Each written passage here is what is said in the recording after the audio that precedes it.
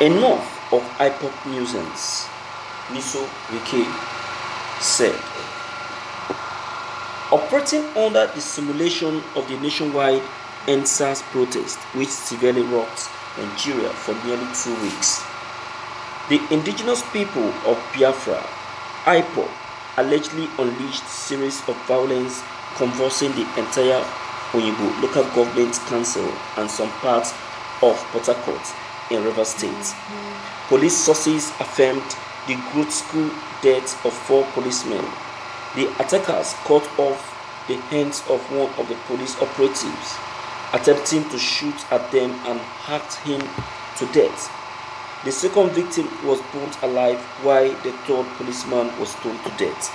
6 soldiers were among security operatives murdered in the violence spree reportedly perpetrated by Ipob. Not less than 15 police vehicles, several police stations, a hospital and a court complex in Ēñóugh were razed to the ground by the group.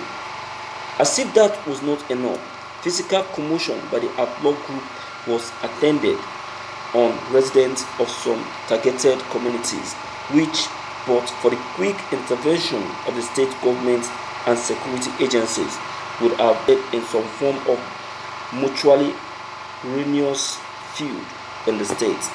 Following successful police investigations and indictment of the separatist group for the series of violence in Ēñóugh, which is the members' operational base and some parts of Port Harcourt, the Rivers State government, acting in line with the proscription order of the federal government, reinforced a ban on all activities of Ipob.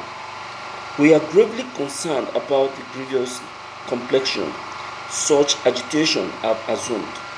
In subsequent years, the discomposures of the Biafrans were utilized for various objectives, from a means of drawing attention to legitimate problems of a people within the Nigerian nation, to an avenue for criminality, ethnocentrism, and a political tool for self-aggrandizement.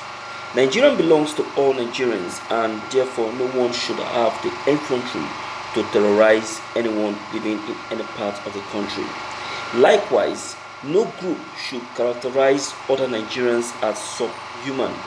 As such, dehumanization is usually a harbinger to violence. The right to life, movement, and other freedom of Nigerians are conserved by the country's constitution, and no attempt should be made to infringe on that liberty. The freedom of speech is also guaranteed, but it should in no way be mistaken for the freedom to pass unhealthy innuendo or dispute resentment. Sadly, Governor Nysom Wike's well-intentioned move to redeem the state from the firm grip of the Biafran group has been misconstrued. Wike's decision to reinforce the federal government's prohibition was executed to foster Ipob's increasing menace and destructive activities in Rivers State. Popular insinuation that the governor asked the military to kill Igbos in Ēñóugh are unsubstantiated, and the inference that Wike was in a fight against the Igbos is equally misguided. Rather, it is the precocious activity of Ipob he seeks to end since the group has been proscribed. Wike's government has exhibited reasonable forbearance even when there were substantial reasons to clamp down on the group, since the Federal High Court proclaimed it a terrorist group. The subsequently its proscription in September 2017 by the federal government, Ipob has had possession in the state without molestation. Perhaps the government inaction was taken for weakness. The Biafran incendiaries have always aimed at offending the stability of the state by unleashing violence and destruction of lives and property at random. They have remained heedless to warning and advised to discontinue their insurrectional undertakings. Instead, the organization vented more and more violence and instruction.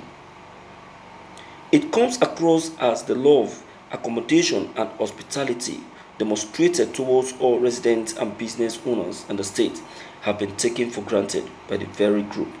To this, we say enough of this nuisance, as the government can no longer tolerate their action. If this is what Biafran is all about, it is definitely an idea whose time should never come. Governor Wike's formidable stand on the crisis and his action against Ipob are lauded.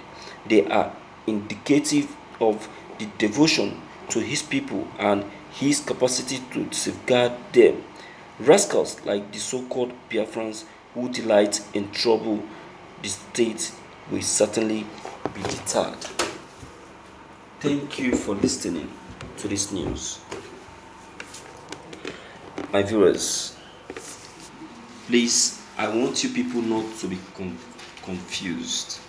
This writer is confused. He's confused. He has gotten it wrong. He's saying the opposite of what actually happened in Obigbo. I don't know why everyone is just getting it wrong. Have we forgotten the kind of country that we are? Have we forgotten that we are in Nigeria that can say what didn't happen? I tell you this, my viewers, that what happened in Obigbo wasn't the fault or the cause of the Ipob. Instead, the fault should go to the governor of River State, Nysom Wike. You saw the soldiers in Obigbo, and you refuse to ask the reason for their being in that community, terrorizing the community. You just left them there. Someone just came and tell you that they were there because IPOB members have succeeded in eliminating four policemen and 2 soldiers.